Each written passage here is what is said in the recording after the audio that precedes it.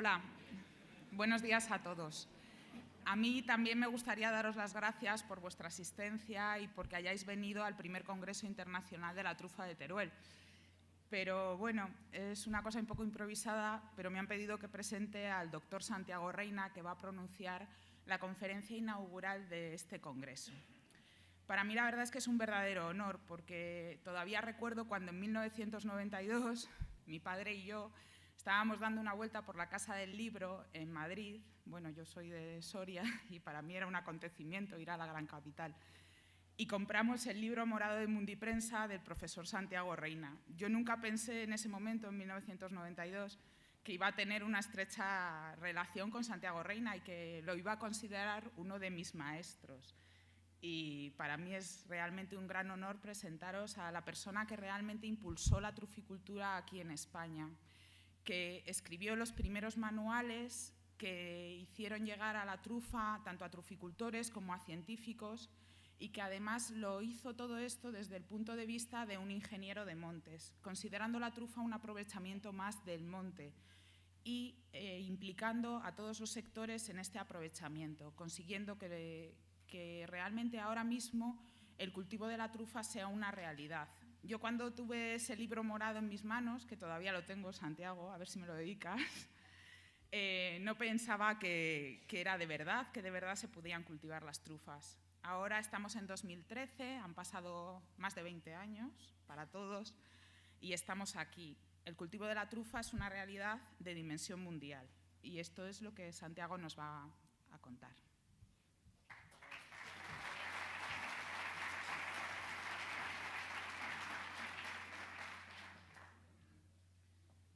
Bueno, buenos días a todos, excelentísimo señor alcalde, excelentísima presidenta de la Diputación, ilustrísimos directores generales, queridos amigos y colegas, queridísima Beatriz, muchísimas gracias por tu presentación y a continuación inmediatamente agradecer a la organización el honor que me hacen de dar esta charla y especialmente al profesor Juan Barriuso, que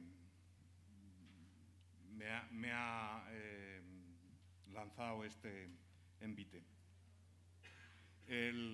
Este congreso, bueno, pues tuve el compromiso adquirido en Spoleto en 2008 de montar el siguiente congreso de truficultura en España y arrancamos el tema, Beatriz y yo, en Valencia, pero en Valencia no tuvimos suerte y los políticos pues no supieron verlo, como ha tenido la suerte Juan, que lo ha arrancado muy bien y además ha tenido un equipo por encima que ha sabido distinguir lo importante de lo superfluo y bueno, pues se han lanzado en esta aventura que evidentemente está resultando un gran éxito y aún lo será más.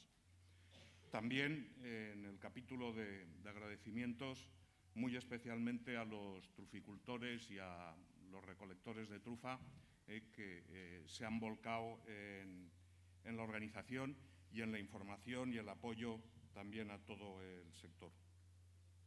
Bien, el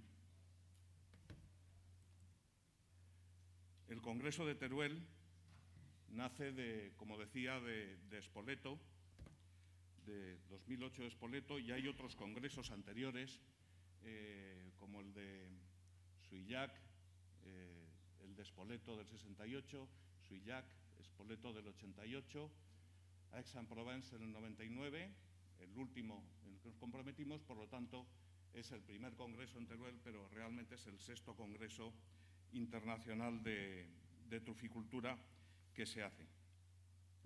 Y por lo tanto también quiero rendir un pequeño homenaje a dos personas que se esforzaron en el arranque de los congresos anteriores, a Jean-Charles Savignac y Matías Benchivenga, y bueno, pues que a partir de aquí, pues bueno, quizá arranque los modernos congresos. Bien, y Como decía Beatriz, bueno, pues escribí y empecé a trabajar a la trufa hace muchos años, prácticamente recién terminada la carrera, gracias a una beca del Instituto Nacional de Investigaciones Agrarias, de estas que también se daban para la formación de investigadores, y a medida que se formaban, pues se iban aparcando.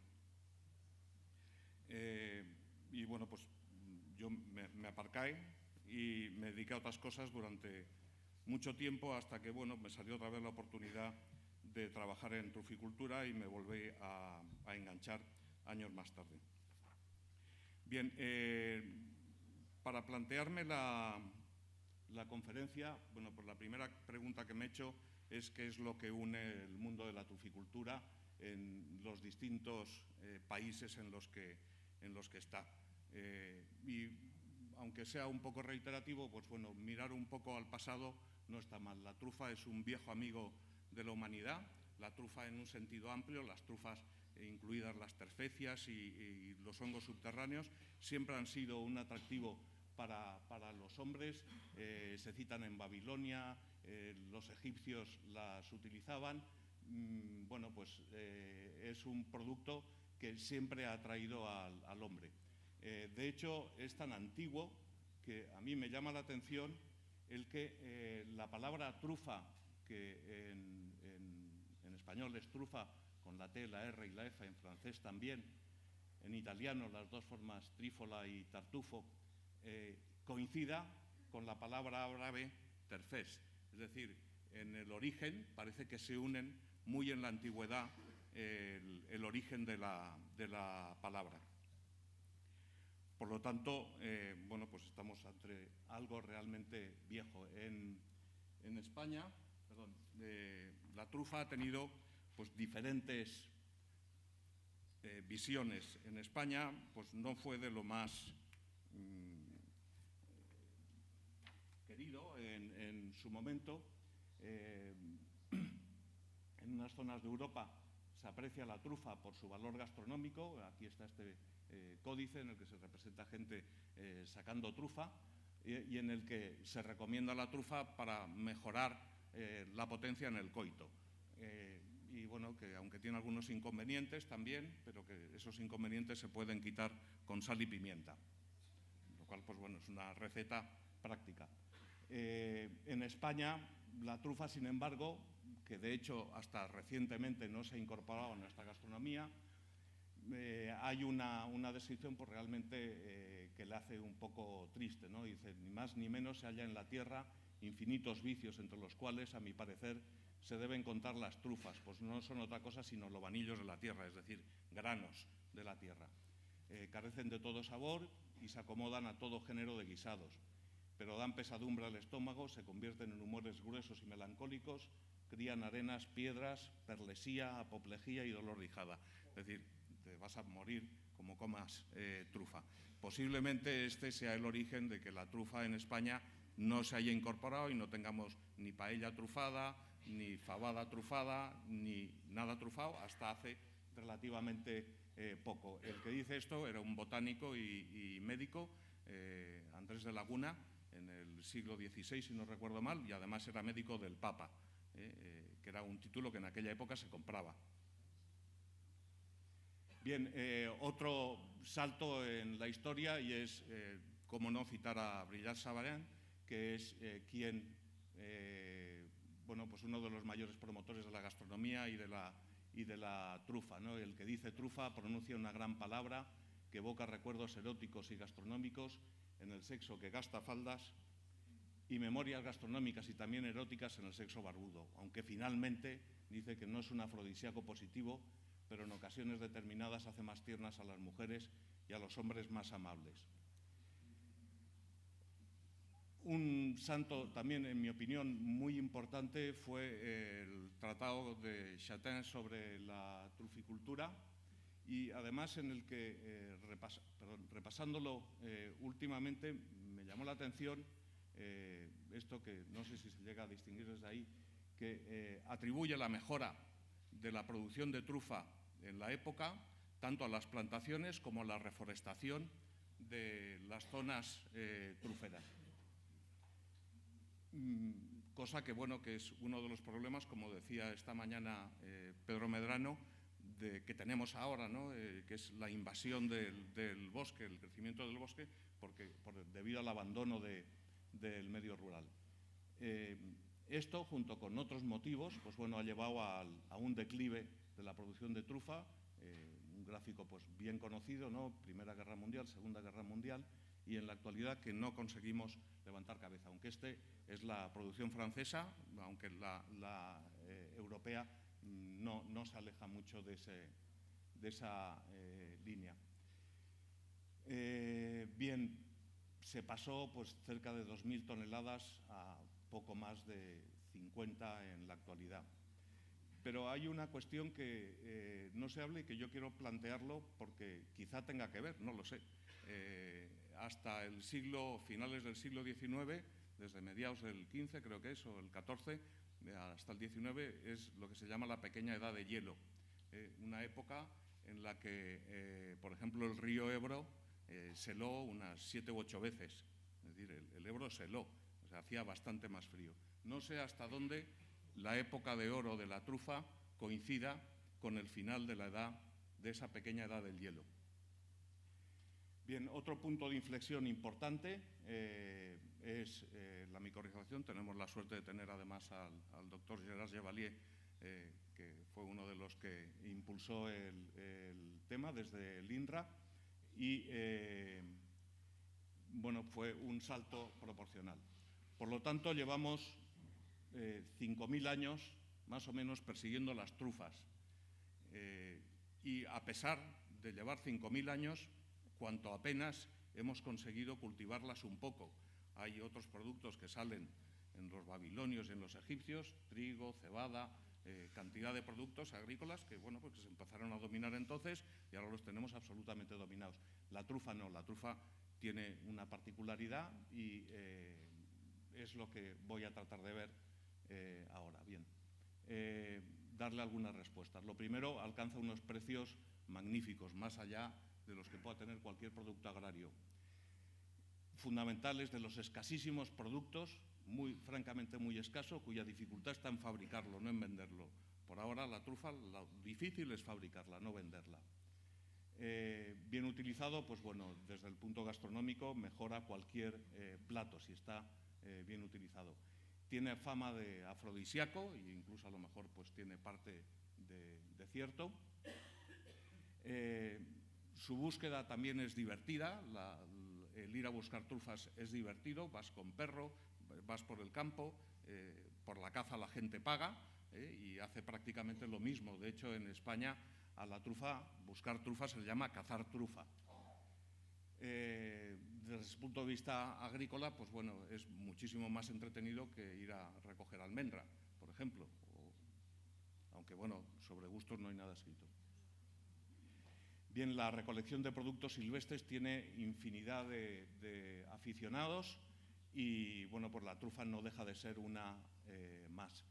Es una especie subterránea en la que no se ven conexiones miceliares con el medio, lo cual no deja de continuar asombrando sacar la trufa como si fuera una piedra más y no como el resto de hongos. Bueno, digo ahí honrado por decir algo, pero vamos, no es que la trufa no sea honrada. Pero sí hay unas conexiones miceliares. En la truficultura o en la trufa, en la búsqueda de trufa, nos tiene que introducir alguien experto, es decir, tiene un componente iniciático. Uno no entra en la trufa fácilmente, tienes que ir de la mano de alguien. Y el mercado en Europa, especialmente en España e Italia, es poco transparente, sobre todo para los que no lo conocen. Realmente es más transparente de lo que aparentemente es. Lo que pasa es que no, es que te sale enseguida por es que es nocturno, es que no sé qué. Bueno, pues es cuando la gente acaba de trabajar y se va al mercado porque es cuando le viene bien. Pero bueno, esa fama de falta de transparencia y de nocturno es un atractivo más para la trufa. Y tiene un componente importante que en esto yo creo que es lo que quizá más una a investigadores y truficultores, que es la satisfacción de vencer un reto, de decir, bueno, te voy a ganar, no me puedes. También otro componente importante es el de exclusividad.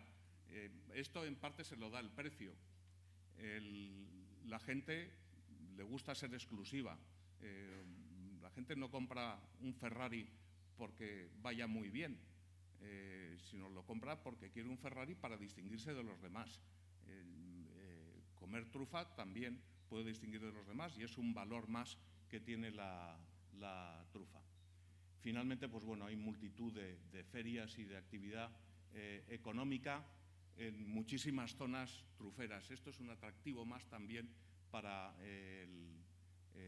la trufa. Por lo tanto, pues bueno, hemos hablado de la caza, hemos hablado de sacar mucho dinero, de un producto muy exclusivo, de algo más o menos iniciático y además atractivo y con un componente erótico o afrodisíaco.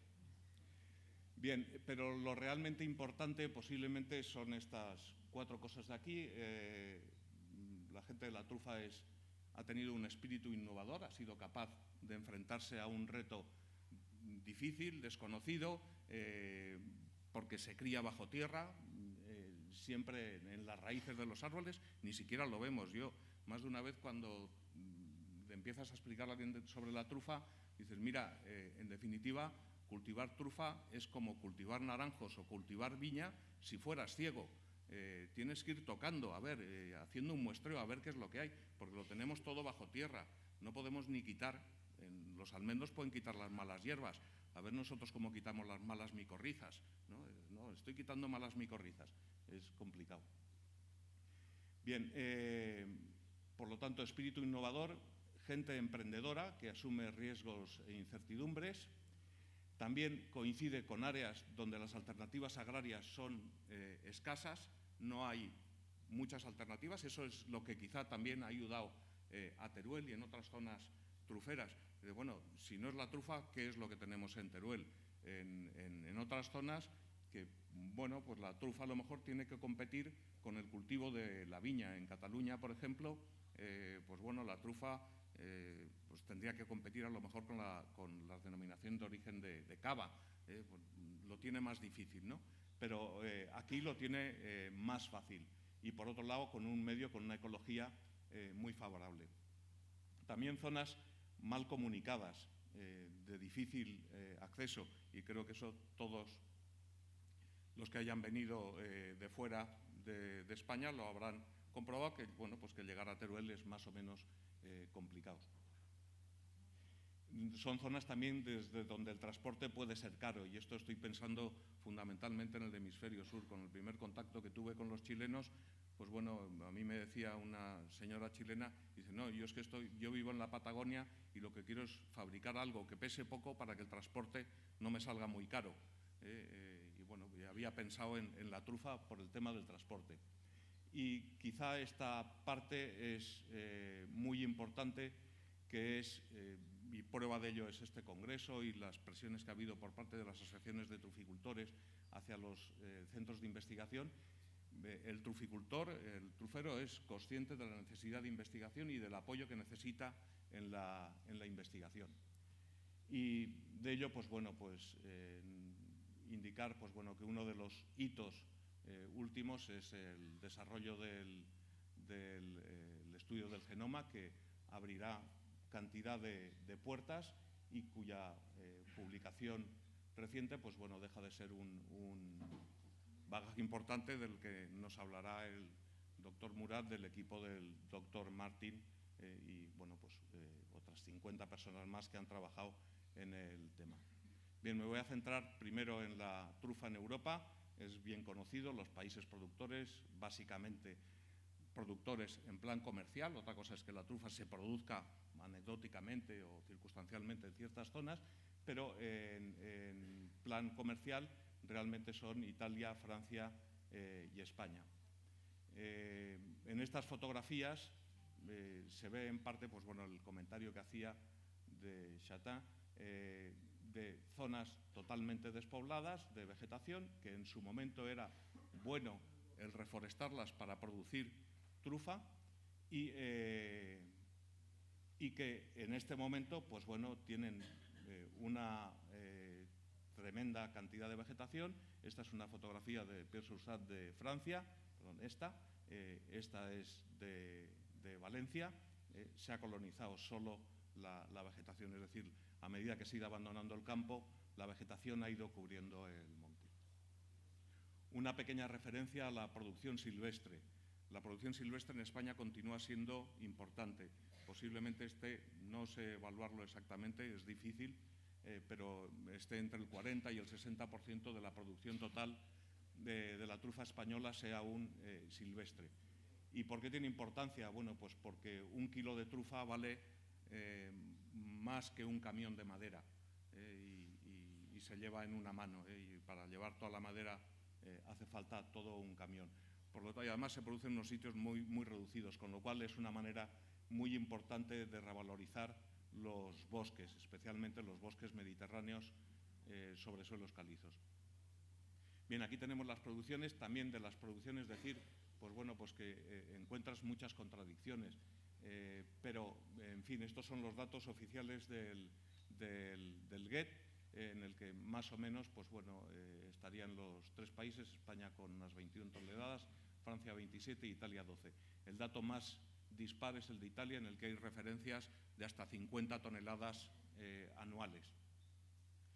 La evolución de la producción en los últimos años, de la producción europea, bueno, está este pico de aquí del año 97-98, que fue un año espectacular en España, y que luego ha caído, pero lo que sí que se ve es que, bueno, como que los picos últimamente se van atenuando. Esto lo que parece querer indicar es que la producción silvestre, dependiente muchísimo de la pluviometría, de las condiciones meteorológicas, está dando paso más a una producción cultivada, menos dependiente de la climatología. También antes había hablado de los precios, pues bueno, el gráfico este realmente es interesante, es la evolución del precio de la trufa, lógicamente con sus oscilaciones, pero como media el precio ha ido subiendo en los últimos años un 4% anual y un 4% en euros constantes, lo cual supone que sea bastante más si hablamos de euros corrientes, de los euros que manejamos todos los días. Bien, voy a hablar un poquito de los modelos europeos de truficultura, originados en Francia e Italia sobre todo, posteriormente con adaptaciones en España y posteriormente o a la vez también adaptados en otros países. En España, perdón, en Europa se habla del modelo tradicional o forestal, que es bueno, pues lo que hacían empezaron en Francia, pues al lema de Talón de si vous voulez des truffes, semez de glands, si quiere trufas, siembre bellotas, y bueno, pues consiguieron una enorme producción. Lo que pasa, bueno, por esto es por lo que digo, si tuvo algo que ver con la pequeña edad de hielo, alguna técnica sencilla, pero además con un manejo de la vegetación interesante, pero realmente, bueno, con un sistema sencillo llegaron a producir 2.000 toneladas de trufa. En Italia impulsa las plantaciones por un método parecido, Manozzi Torini, que es un forestal tras la Segunda Guerra Mundial, y hace un montón de plantaciones hechas desde el Corpo Forestale dello Stato. Si me equivoco en algo de cada país, luego me lo decís. No. Bien, el tema es que bueno, no había un buen control de micorrización, había unos resultados erráticos, y en España, pues bueno, el equivalente podría ser la producción de trufa silvestre. No tenemos un método homologable a este. El siguiente sistema es el de arboricultura o método Palier para los franceses, en el que los árboles se tratan como si fueran prácticamente frutales, con mucha poda, con mucho laboreo, con riego. En Francia les ha dado buenos resultados, pero les ha dado problemas con tuber brumale. En España ha dado, por ejemplo, muy buen resultado. Es el método que está aplicando básicamente en arroz, de cultivo continuo y con poda. Y el siguiente método, pues bueno, sería una aproximación a la naturaleza en la que se imita más lo que ocurre en la naturaleza, que sería la implantación de truferas sobre un pastizal calizo.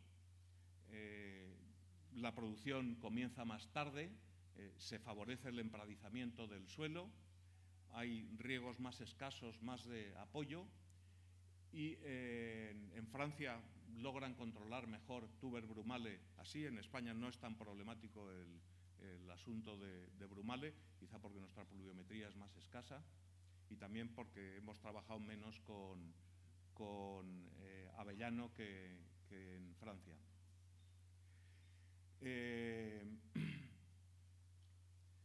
Bien, y luego estaría, bueno, por la situación intermedia, que en ocasiones laboreo y en ocasiones abandonar, o laboreo cada 2 o 3 años, dar un laboreo. Pero ya digo que básicamente en estas dos ideas sería cómo se van a mover las distintas técnicas.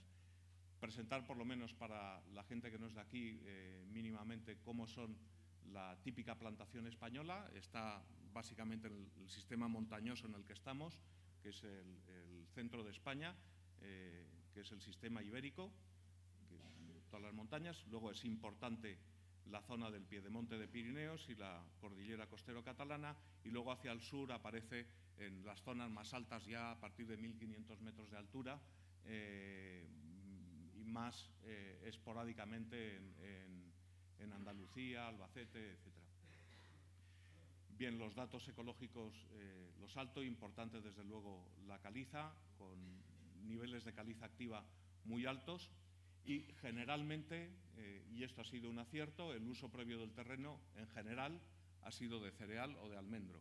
Quizá la única parte conflictiva que está teniendo el uso de terrenos anteriores es, en muchos casos, que se hayan utilizado para vertido de purines. Esto sí que está dando en ocasiones alguna problemática, pero por lo demás no, se está trabajando en terrenos bastante libres de inóculo. El marco de plantación que se trabaja es 6x6, básicamente, y con líneas en línea general, es decir, marcos de plantación amplios y además marco real. Esto, bueno, ya lo había comentado. En el sistema ibérico o fuera del sistema ibérico, la trufa tiene que competir con otros cultivos, a lo mejor que son menos rentables, pero menos inciertos que la truficultura. Bien, aquí tenemos unas cuantas vistas de plantaciones truferas hechas con ortofoto, y podemos ver también truferas naturales como esta de aquí o esta, por aquí también salían otras más, truferas naturales de terrenos que eran de cultivo, de cereal, que se han abandonado, y naturalmente los ha colonizado la encina y naturalmente se ha formado una trufera. Y además las plantaciones de trufa, ahí están, pues bueno, marcadas las truferas.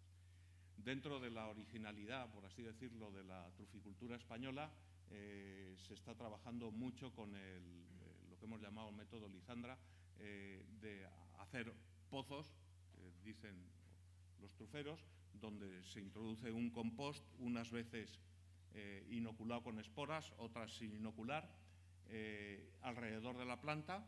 Esto empieza haciéndose al principio en los pozos donde se saca la trufa, se les mejora con compost, y posteriormente se aplica alrededor de toda la planta a base de ahollado, o bien incluso con máquina como esta, que lo que hace es abrir, introducir compost, introducir esporas y volver a cerrar, y además remover el suelo. Y esto lo ha comentado ya Sergi García Barrera esta mañana. Algunas de las cosas que voy a comentar ya se han hablado esta mañana. Por ejemplo, las plantaciones de cara a la defensa contra incendios, que además creo que es una técnica que, si conseguimos acabar de desarrollarla, podría tener utilidad no solo en España, sino en muchos más países con climas mediterráneos. Bien, en Europa y el entorno mediterráneo, fuera de España, Francia e Italia, los países en los que hay algo de truficultura están aquí, y pues bueno, con la portada de su correspondiente página web, unos más volcados hacia Tuber aestivum, otros más volcados hacia Tuber melanosporum. Si salimos de Europa y sin salir de Eurasia, la primera cuestión es las trufas asiáticas, que es un tema que en definitiva pues preocupa mucho a los truficultores y además desde el punto de vista comercial, desde el punto de vista ecológico y desde el punto de vista económico. ¿Por qué? Pues porque realmente ya se han escapado trufas chinas. Hay citas de recolección en Estados Unidos y en Italia y por lo tanto pues es un riesgo importante. Si uno entra en Internet, que es donde se aprecia realmente lo global, la globalidad del mundo, el 74% de la oferta de trufas en Internet, en uno de los portales más importantes de Internet, es trufa asiática, y de ese 74, el 95% es trufa china. Y además la diferencia, aquí está contado solo el número de ofertas, pero la diferencia está en que las trufas europeas ofrecen mínima venta, mínima oferta o mínima compra, medio kilo, 1 kilo, 2 kilos. China, la oferta china es mínima compra 200 kilos, 500 kilos, 2 toneladas, con lo cual estamos hablando de dimensiones distintas. Pero hay un problema importante, potencial. En China también están trabajando en cultivar tanto su trufa Tuber indicum como Tuber melanosporum. Y me contaba hoy uno de los mayores importadores de trufa china y que este año se notaba que estaba bajando la producción y que les iba bajando últimamente la producción en los últimos años debido a que fundamentalmente la sacan cavando en vez de con perro y con mucho más detalle como se hace aquí. Bien, seguimos fuera de Europa, ya fuera de China y donde se ha introducido la trufa y pensando en el hemisferio sur y en América del Norte. Básicamente en todas estas zonas se ha trabajado sobre suelos silíceos, con lo cual ha sido necesario hacer enmiendas calizas muy importantes de entre 20 y 50 toneladas por hectárea, lo cual lógicamente encarece el trabajo. Han tenido una ventaja, con esto ha sido un coste inicial, pero esto ha tenido una ventaja importante, que es al trabajar sobre suelos silíceos, los hongos de micorriza de los suelos silíceos son de suelos ácidos y por lo tanto están acostumbrados a un suelo ácido. Cuando ponemos caliza, cambiamos el pH, con lo cual es posible que no los matemos, pero sí que se van a quedar capitidisminuidos, es decir, van a quedar en unas condiciones precarias. Y posiblemente esto haya sido una de las cosas que ha contribuido al éxito de algunas plantaciones muy espectaculares en Nueva Zelanda o en Australia, donde tienen producciones muy importantes. También posiblemente la mayor presencia de endomicorrizas como posibles contaminantes, que no lo serían, que de ectomicorrizas en el ámbito forestal. Y también otras cuestiones, como por ejemplo los modelos de negocio basados en joint venture, en emprender el negocio a medias con alguien que te asesora y que te ayuda. También un importante aprecio de potenciación del asociacionismo, especialmente en los países anglosajones, y unas asesorías más integrales. En definitiva, el truficultor en aquellas zonas está mucho más desamparado que aquí, donde hay una cierta tradición, ya hay un cierto conocimiento. En aquellas zonas, el desconocimiento es importante.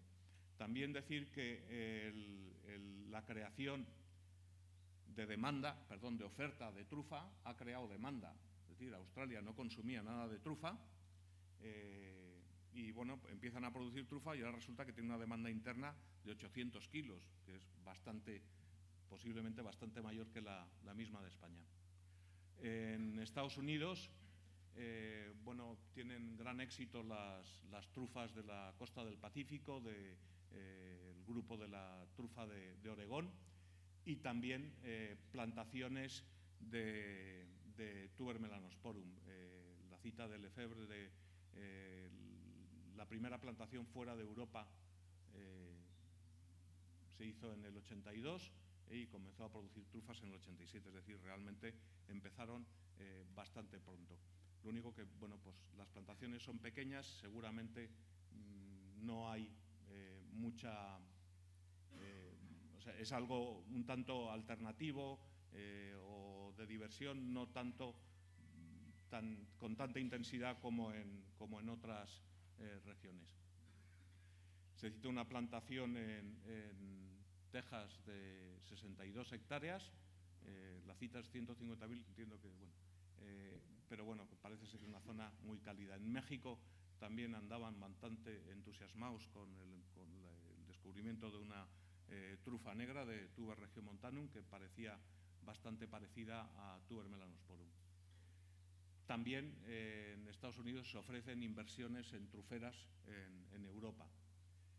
Bien, y si ya pasamos al hemisferio sur, Nueva Zelanda y Australia, que son los pioneros, especialmente Australia del oeste, con entre 160, todos los datos están tomados de Hull o de la Asociación Australiana de Productores de Trufa, que citan hasta 4.500 kilos de producción anual, lo cual es una cantidad más que considerable. Estamos ya hablando de un tercio prácticamente o una cuarta parte de la producción española, el equivalente a un cuarto de la producción española.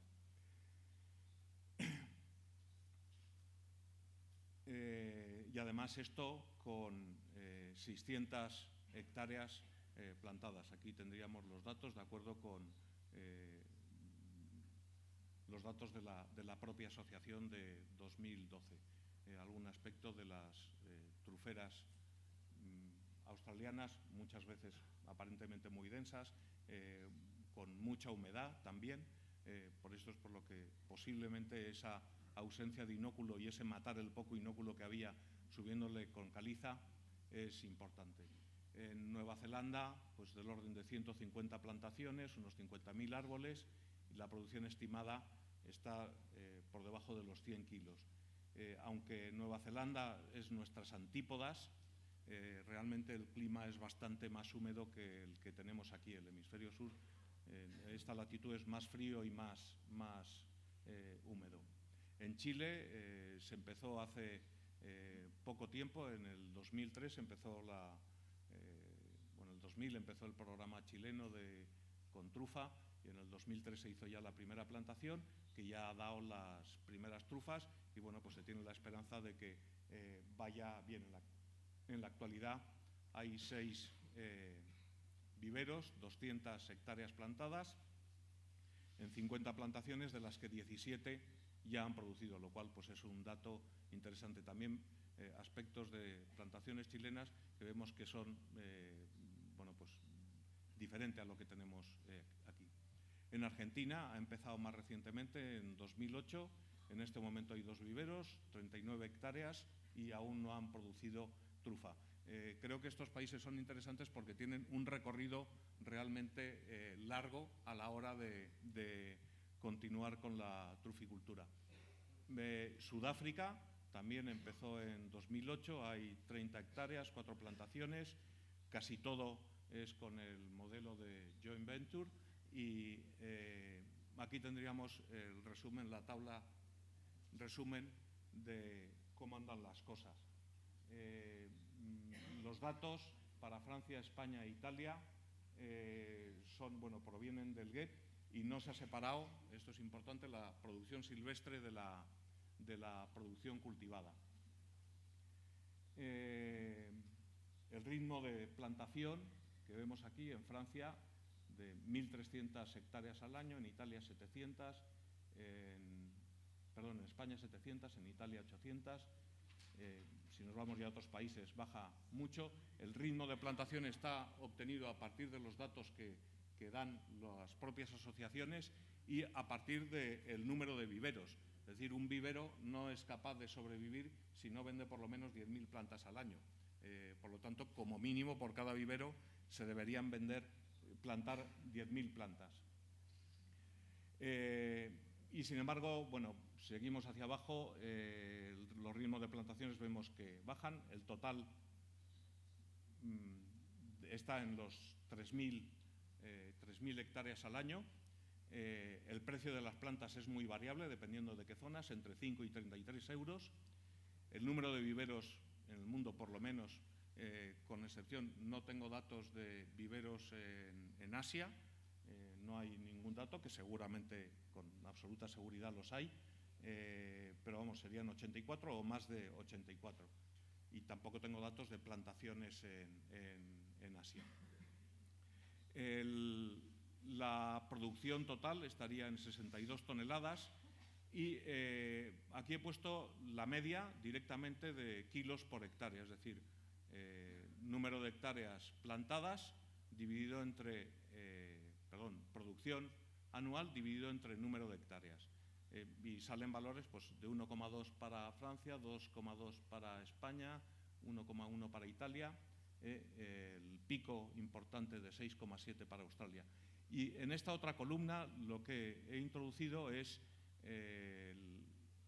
los valores dividiendo la producción, pero quitando los 7 primeros años de vida de plantación, es decir, plantaciones de más de 7 años, que menos de 7 años, pues normalmente bien pueden dar alguna trufa, pero normalmente, desde luego, no están en producción.